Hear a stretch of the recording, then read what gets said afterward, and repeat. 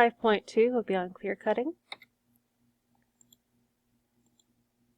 Clear cutting is the entire removal of trees in order to maximize profit or minimize cost.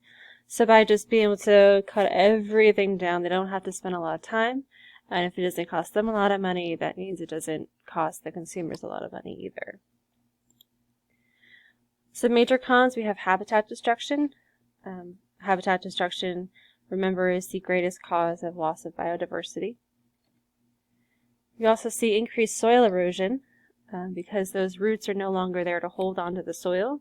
So if those roots aren't there to hold onto the soil, it's easier for it to flow away or get blown away.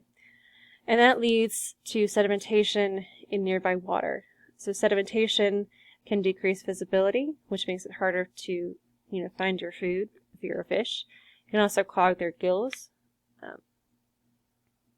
And of course that's damaging to you if you're a fish. Also, any nutrients that are that's in the soil can then wind up into the water and cause algae blooms. Especially if it's like a tree farm. They're being fertilized to get the best trees.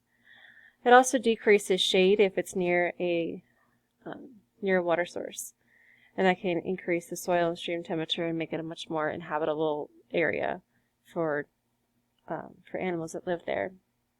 Also, if you have warmer water, it's harder for oxygen to be dissolved in that water because gases are less soluble as the temperature of the solution increases.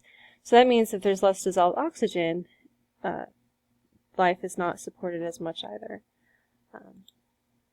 We also have flooding because forests hold on to more water more. They absorb the water, more gets used in the plants.